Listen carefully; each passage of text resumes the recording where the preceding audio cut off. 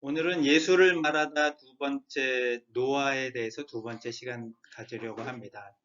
다음번까지 한 세 번에 걸쳐서 노아에 대한 내용을 한번 다뤄볼 예정이고요. 오늘은 창세기 7장을 중심으로 해서 노아가 그 보이지 않는 일들에 대해서 또 믿고 믿음으로 행한 그 일에 대해서 한번 같이 나눠보는 시간을 갖겠습니다. 그 7장에 있는 부분을 이제 조금 제가 인용을 했고요. 다 하지는 않고 한 절씩 한번 나눠서 읽어보겠습니다. 너는 각종 정결한 짐승 암수 7쌍씩 그리고 각종 부정한 짐승은 암수 한 쌍씩 모아들여라. 노아에게 명령하신 대로 암수 한 쌍씩 노아와 함께 배로 들어옵니다. 그로부터 7일 후 노아가 600세 되던 해 2월 17일에 홍수가 나기 시작하였다. 이와 여호와께서 명령하신 대로 살아있는 모든 생물이 암수 한 쌍씩 노아에게 나와 배로 들어가자 여호와께서 배의 문을 닫으셨다. 물이 점점 불어나자 배가 물 위에 떠다녀. 하나님이 노아와 그와 함께 배 안에 있는 모든 짐승과 생물을 기억하셔서 땅에 살을 불게 하시자 물이 줄어들기 시작하였으며 지하의 깊은 샘과 하늘의 창이 막히고 비가 그쳤다. 그러자 물이 땅에서 점점 줄어들어 홍수가 나기 시작한 지 150일 7월 17일에 배가 아라랏산에 머물렀다. 그래서 노아는 그의 가족과 함께 배에서 나왔으며 땅의 모든 생물도 그 종류대로 배에서 나왔다. 이렇게 단을 쌓고 정렬한 짐승과 일중에서 생물을 골라 불로 태워서 번제를 드렸다. 아멘. 네, 9절씩 한번 살펴보겠습니다. 그 7장 16절, 18절에 보니까 여호와께서 배의 문을 닫으셨다. 그리고 물이 점점 불어나자 배가 물 위에 떠다녔다라고 기록이 되어 있는 구절을 볼 수 있습니다. 이 구절을 통해서 저희가 볼 수 있는 부분은 방주의 주인이 하나님이셨구나. 노아가 방주를 만들었지만 그 방주의 주인은 하나님이셨구나 하는 부분을 배의 문을 직접 하나님이 닫으셨어요. 노아가 자기가 짓고 방주문을 자기 스스로 닫은 게 아니고 하나님께서 그 문을 밖에서부터 이렇게 노아의 방주의 문을 닫아주시는 그런 모습 보면서 이 방주의 주인은 하나님이시고 하나님이 이 방주에 대해서 또 구원에 대해서 하나님이 말씀을 하고 계시는구나 하는 부분을 볼 수 있고요.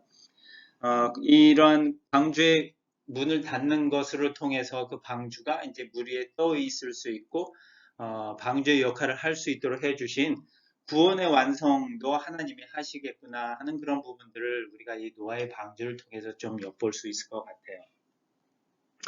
그리고 물이 점점 불어나자 배가 물 위에 떠다녔다 그러거든요. 사실 그 홍수가 나서 물 위에 떠 있는 이 방주에게 어디로 가야 할지에 대한 목적지는 없었어요. 그래서 이 방주에는 키가 없어요. 방향을 조정할 수 있는 키가 없다라는 사실이에요. 지난번에도 봤지만 그 모세의 갈대 상자도 보면 뭐 그냥 물에 둥둥 떠다니는 거지 어디로 가야 될지에 대한 목적 없이 그냥 떠다닐 수밖에 없었어요. 그래서 어떻게 보면 이 방주에 키가 없지만 하나님이 분명히 어느 곳으로 가게 하시고 목적을 갖고 하나님이 이끄신다라는 그런 부분을 봤을 때 하나님이 이 방주에 방향을 조정하시고 하나님이 우리의 어떻게 보면은 인생에 적용해 봤을 때 우리의 인생에 또 항해자가 하나님이 아니신가라는 그런 부분들을 우리가 이 방주를 통해서 좀 깨달을 수 있을 것 같아요. 우리가 어느 방향으로 가려고 아무리 애쓴다 할지라도 사실 우리의 가는 방향의 키를 쥐고 계신 분이 하나님이시거든요. 그 하나님이 목적하시는 곳으로 결국에는 갈 수밖에 없겠지만 그런 부분을 우리가 인식하고 가는 거하고 또 내가 막 조정해서 가려고 하는 거는 엄청난 차이가 있을 것 같아요. 그렇게 물 위에 둥둥 떠다녔던 그 배가 아라랏산이라는 곳에 머무를 수 있도록 하나님께서 그 키를 갖고 또 친히 조정하셔서 그 길을 가게 만드시지 않으셨나 하는 그런 부분을 보면서 우리 인생에 있어서도 우리도 하나님 앞에 이렇게 내어놓고 그 길을 물어보면서 한 발짝 한 발짝 나아가는 그런 모습이 우리에게도 있으면 좋겠다라는 그런 생각을 좀 해봤습니다. 두 번째로는 우리가 방주 안에서의 그런 부분을 좀 한번 살펴봤으면 좋겠어요. 방주의 문을 닫으셨던 그 하나님, 그 방주 안에서 이 노아의 가족들하고 동물들은 1년 17일을 머물렀어요. 노아가 600세 되던 2월 17일에 홍수가 나기 시작했고, 그리고 땅이 완전히 말라서 나온 거는 그 601세가 되던 2월 17일이래요. 근데 날짜로만 따져보면 1년 10일이지만 7일이 또 있었어요. 왜냐면 방주에 들어가고 나서 7일 동안 방주 안에 머물렀고 7일 이후에 이제 홍수가 시작이 된 거거든요. 그래서 어떻게 보면 방주에 들어갔지만 방주에 들어가서 7일 동안은 비가 안 왔거든요. 그 일주일, 7일 동안의 시간이 어떻게 보면 좀 쉽지는 않았을 것 같아요. 왜냐면 비가 온다, 홍수가 난다 해가지고 방주에 들어가서 그 다음 날이면 비가 막 쏟아져야 되는데 비가 안 오는 거예요. 그래서 믿음이 부족하다고 한다면 뭔가 생각이 들었겠죠. 왜 비가 안 오지? 잘못된 건가? 홍수가 안 나는 건가? 라는 그런 생각들을 해볼 수 있을 만한 시간이 일주일간의 시간이 있었어요. 그 일주일 동안 아마 많은 생각이 들었겠죠. 과연 하나님이 언제 홍수를 내리시려나 하는 그런 시간들이 있었겠지만 그런 시간을 잘 버티고 이겨냈을 때 그 안에서 분명히 하나님께서 말씀하신 그것을 믿음의 눈으로 바라본 노아였기 때문에 하나님께서 지금 방주 문을 직접 닫으셨고 방주 안에 지금 들어와서 일주일 동안 살아가고 있지만 비가 없는 상태에서 홍수가 나지 않은 상태에서 하지만 믿음이 그 시간을 버텨내게 했고 이제 비가 오고 홍수가 나는 그런 시간들을 또 가졌던 것 같아요. 짧은 시간이고 어떻게 보면 또 엄청나게 긴 시간이었을 거예요. 홍수를 기다리는 마음으로 기다린 일주일은 결코 짧은 시간이 아니었을 것 같아요. 저희가 뭔가를 기다리는 그런 상황에서 뭐 사실 1분도 엄청나게 긴 시간인데 타이머를 해놓고 이렇게 시간이 지나면서 1분에 딱 시간이 남았을 때 기다리는 그 시간 언제 이게 끝나려나 하는 그 순간순간이 엄청나게 긴 시간이었을 것 같은데 이 기간을 믿음으로 보낸 노아의 모습을 저희가 좀 볼 수 있고요. 노아의 가족들이 그 안에서 1년이 약간 넘는 기간 동안 방주 안에서 한 일에 대해서 또 한번 생각해 본다면 방주가 뭐 사실 그렇게 큰 공간은 아니었고 뭐 노아의 가족만 물론 있지만 그 안에는 동물들이 다 자리를 차지하고 있었고 그리고 6장 21절에 보면 너는 또 너와 그 모든 생물들이 먹을 양식을 배 안에 충분히 저장하라고 했어요.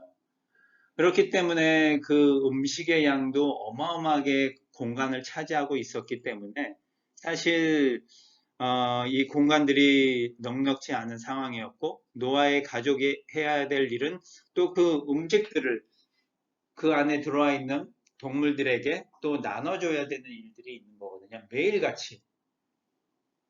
그래서 1년 동안의 방주 안에서의 삶이지만 결코 뭐 그냥 아무것도 안 하고 지난 게 아니고 매일같이 아침, 점심, 저녁으로 그 동물들을 돌봐야 되는 그런 상황 속에 있었던 거죠.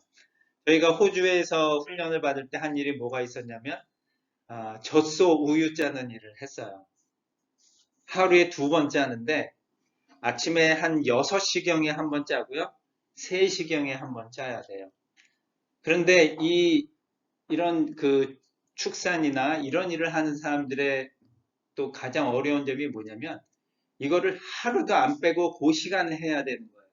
그러니까 이 사람들한테는 어디를 뭐 놀러 간다 뭐 이런 일이 쉽지 않은 거죠. 누군가가 그것을 해주지 않는 이상. 왜냐하면 그 젖소에 우유를 짜야 되는데 매일같이 아침 오후에 짜야 되는데 이걸 만약에 안 짜잖아요. 그러면은 그 우유가 나가지 않으면은 그 안에서 이상 반응을 일으키고 병이 들 수 있고 막 이렇대요. 그래서 매일같이 고정된 시간에 그걸 짜줘야 되는 일들인 거거든요.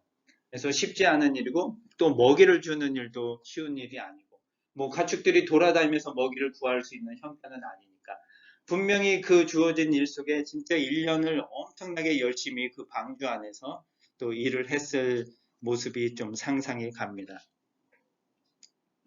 물론 이제 그 배설물들을 또 치우는 일들도 쉽지는 않았을 것 같아요. 먹은 것만큼 그만큼 나왔을 테니까. 그래서 이 방주 안의 동물들을 우리가 좀 한번 살펴보면 하나님이 정결한 짐승과 부정한 짐승들을 같이 넣으셨거든요. 그 안에서 이 동물들 간에 물론 이 노아의 때까지만 해도 사실 맹수라는 그런 부분들이 사실은 없었어요. 그래서 동물들이 같이 어울려서 살 수 있는 그런 상황이었지만 분명히 이 동물들 사이에 뭐 사실 사이가 좋게 지냈을까라는 그런 한번 생각을 해봐요. 그 안에 갇혀져 있는 공간 속에 있는 그 동물들이 그 안에서 살아가기 위해서는 진짜 나름대로의 규율들이 많이 필요했을 것 같아요. 가장 중요한 규율이라면 뭐 화목 이런 부분들이 좀 필요했을 것 같아요. 왜냐면 뭐 코끼리나 기린들은 엄청난 덩치였었고 그 다음에 작은 크기의 동물도 있을 거고 조류들도 있을 거고 또 뭐 여러 동물들이 많이 있었을 것 같은데 그 동물들이 사실 아, 많이 있었을 것 같은데 스컹크라는 동물가 아마 있었을 것 같고 한 번은 차를 타고 가는데 저희 아들이 이 방귀를 뀌면 냄새가 엄청 박해요. 그래서 뭐 가스하면 창문을 다 열고 가야 될 뭐 그런 상황도 있을 거고 여러 가지 상황들이 좀 우리가 상상을 해보면 여러 진짜 힘든 상황들도 많이 있었을 것 같고 또 뭐 쉽지 않은 상황들도 많이 있었을 것 같아요. 그런 상황들을 생각해 봤을 때 이 방주 안에서의 일련의 삶이 사실 쉽지는 않았을 것 같은데 그런 삶 가운데 사실 노아는 믿음의 눈으로 보이지 않는 일들을 바라보면서 그 안에서 하나님이 홍수로부터 또 살려주시고 이 동물들을 또 지켜가게 하신 그 안에서 노아가 믿음의 눈으로 바라본 어떻게 보면은 오실 메시아 그리스도를 바라보면서 하나님하고 우리 가운데 있었던 그런 잘못 가운데 화해의 모습을 행하시는 모습도 생각해보고 또 동물들과의 그 삶 가운데서 나름대로 화목한 모습으로 그 안에서의 삶을 영위해 갔을 노아의 모습도 한번 생각해 봅니다. 후서 5장 18절에 보니까 이 모든 것은 하나님이 하시는 일입니다. 하나님은 그리스도를 통해 우리를 자기와 화해시키시고 우리에게 화해의 직책을 주셨습니다. 나름대로 노아가 이러한 주어진 일들을 바라보면서 또 예수 그리스도에 대한 믿음을 갖고 바라보면서 화해, 하나님과의 화해, 또 사람들과의 또 동물들 사이에서의 그런 직책을 준 걸 갖고 또 열심히 살아간 모습을 보면서 우리도 살아가면서 우리에게 주어진 그런 여러 직책들을 생각해 보면서 우리가 우리 안에서 우리가 할 수 있는 일이 무엇일까 좀 한번 생각해 보는 그런 시간들이 되었으면 좋겠습니다. 14장 17절 19절 말씀입니다. 하나님의 나라는 먹고 마시는 것이 아니라 성령님 안에서 누리는 의와 평화와 기쁨입니다. 이런 것으로 그리스도를 섬기는 사람은 하나님을 기쁘게 해드릴 뿐 아니라 사람들에게도 인정을 받습니다. 그러므로 화목하고 서로 덕을 세우는 일에 힘씁시다. 우리가 하나님 나라의 백성으로 하나님 나라에 들어가고자 또 하나님 나라 안에서 살아가지만 그 안에서 우리에게 주어진 그 직책 또 일이 있다면 바로 화목하고 서로 덕을 세우는 일이 아닐까 하는 그런 생각을 해봅니다. 우리가 비전 케어라는 어떻게 보면은 작은 방주 안에서 우리가 살아가고 있을 터인데 그 안에서 우리가 하나님의 백성으로 또 그리스도를 섬기는 사람이라면 하나님을 기쁘게 해드리는 그런 삶 매일매일의 우리 하나님과의 삶도 중요하지만 또 사람들에게 인정을 받으며 화목하고 서로 덕을 세워가는 일에 힘쓰는 것이 또 우리에게 주어진 직책의 한 부분이 아닌가 하는 부분을 한번 생각해 봤습니다. 7장 2절에 이렇게 기록되어 있습니다. 너는 각종 정결한 짐승 암수 7쌍씩 그리고 각종 부정한 짐승은 암수 1쌍씩 모아드려라. 방주 안으로 그 동물들을 불러들여라라고 했을 때 그 하나님께서는 정결한 짐승뿐만이 아니라 부정한 짐승까지도 불러들였거든요. 저희가 잠깐 뭐 생각해보고 상상해봤지만 방주가 넉넉한 공간이 아니었잖아요. 먹어야 할 음식까지도 가득 충분히 쌓아 넣어야 되는 형편이라면, 그리고 하나님께서 그 세상을 심판하신 목적이 이유가 죄 때문에 세상을 쓸어버리려고 하셨는데, 그렇다면 부정한 짐승들은 사실 뭐 저희가 그냥 쉬운 잣대로 생각해 본다면 굳이 살려둬야 할 필요성은 없는 동물 중에 하나였을 것 같아요. 세상의 모든 사람들을 하나님이 다 쓸어버리셨는데, 직접 창조하신. 그런데 동물들 중에서도 부정한 짐승이면 굳이 살릴 필요가 있으셨을까? 부정하다고 여겨지는데. 그런데 하나님께서는 그런 가운데서도 정결한 짐승뿐만이 아니라 부정한 짐승들까지도 모아 넣어라라고 하나님께서 말씀하시는 그런 부분들을 생각해 보면 왜 하나님께서 넣으셨을까라는 생각이 한번 듭니다. 10장에 보면 이런 기록이 있는데 이 사도행전 10장은 베드로가 그 환상을 본 장면입니다. 하늘에서 하늘이 열리고 큰 보자기 같은 것이 땅에 내려왔는데 그 안에 보자기 안에 온갖 네 발 달린 짐승과 땅에 기어다니는 것과 공중의 새들이 들어 있었어요. 근데 사실 대체로 땅에 기어다니는 동물들은 정결하거나 깨끗한 동물들이 아닌 거죠. 그래서 베드로한테 잡아먹으라고 하는 음성이 들렸는데 14절에 베드로가 주님, 그럴 수 없습니다. 저는 속되고 깨끗이 않은 것은 한 번도 먹어본 적이 없습니다. 유대인이었기 때문에 그런 부정한 짐승들을 뭐 가까이 하거나 한 적이 없거든요. 왜냐면 부정탄다 그래서 내가 깨끗하게 되지 않으니까 결코 가까이 하지 않았는데, 하나님께서 깨끗하게 하신 것을 속되다 하지 말아라 하면서 두 번 음성이 들려왔고, 세 번째도 이제 잡아먹으라 하는 그런 말씀이 나옵니다. 그런 일이 세 번 있고 28절에 하나님께서는 어떤 사람이라도 속되거나 깨끗이 않다고 해서는 안 된다는 것을 내게 보여주셨습니다. 라는 그런 말씀을 깨닫게 하시고 이 환상이 이제 마치면서 고넬료라고 하는 사람이 보낸 사람이 베드로를 찾아옵니다. 그리고 그들에 이끌려서 이 베드로가 그 고넬료가 보낸 사람을 따라 고넬료의 집에 찾아가서 하나님의 말씀을 전하고 그 가운데 이방인들에게도 성령을 선물로 부어주시는 것 보고 놀라는 그런 장면들이 11장에도 나옵니다. 베드로는 유대인이었는데 고넬료 로마 이방인이 자기를 불러서 이방인들이 모여있는 곳에서 하나님의 말씀을 전했더니 이방인들이 하나님의 말씀을 받고 성령을 선물로 받았다라는 그런 모습입니다. 어떻게 보면은 유대인과 이방인에 대한 구분을 이제 정결한 모습과 부정한 모습으로 저희가 이렇게 구분해 볼 수 있는데, 하나님께서는 이방인들에게도 구원의 모습을 유대인인 베드로에게 보여주면서 하나님이 구원하시는 그 백성들은 유대인뿐만이 아니라 이방인들까지도 하나님이 다 구원하신다라는 그 구원의 틀이 얼마나 넓은지를 보여주시고자 하셨거든요. 그래서 구원의 방주인 그 노아의 방주에서부터 하나님께서는 구원의 놀라운 계획들을 담고 계셨던 거죠.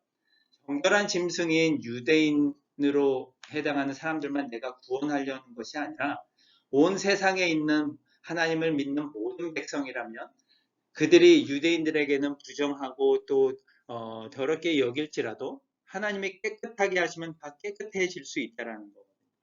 그 거룩한 능력을 갖고 있는 하나님이 구원할 백성들을 깨끗하게 친히 하셔서 구원하시겠다라는 그런 큰 계획들을 노아의 방주에서부터 하나님이 보여주고 계셨다는 사실입니다. 요한복음 10장 16절의 말씀인데요. 내게는 우리 안에 들어있지 않은 다른 양들도 있다. 나는 그들을 데려와야 한다. 그 양들도 내 음성을 듣고 한 목자 아래서 한 무리가 될 것이다. 이 요한복음 10장은 이 앞부분에는 선한 목자에 대한 부분이 나오는 거예요. 그 우리 안에 들어있는 양들을 돌보고 또 구원하시는 그 선한 목자. 그 선한 목자는 우리 안에만 들어있는 우리는 이 양들이 둘러쳐 있는 그 펜스 같은 우리예요. 그 우리 안에 있는 양들만 돌보는 게 선한 목자가 아니고요. 그 선한 목자는 우리 밖에 있는 양들이 많이 있는데 그 양들도 데려와서 그 양들도 똑같이 나의 음성을 듣고 한 목자 대신 예수님 안에서 하나된 무리가 되어서 구원의 방주 안에서 함께 살아가야 된다라는 그런 목적을 보여주시는 거거든요.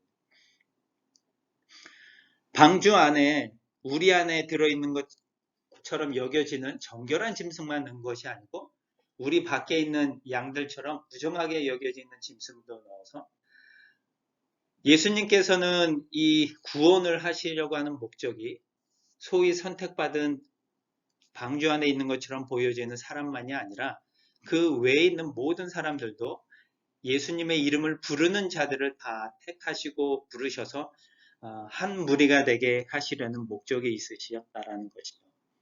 한국 내에서만이 아니라 우리 세계 방방곡곡에 우리 또 방글라데시에서 오신 선생님도 계시지만 방글라데시나 여러 세계 곳곳에 있는 그 예수님을 찾고 또 부르는 사람들을 다 모아들여서 하나의 방주 안에서 한 무리가 되게 살아가고자 하는 그런 구원의 목적을 방주를 통해서 보여주셨고 노아는 그러한 것을 믿음의 눈으로 보면서 그 동물들을 1년 동안 열심히 섬겼던 것 같아요.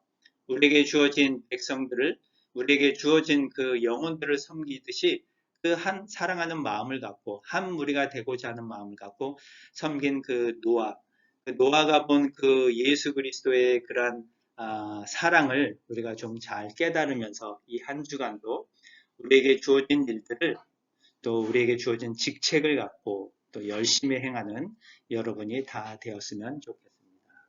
기도하겠습니다.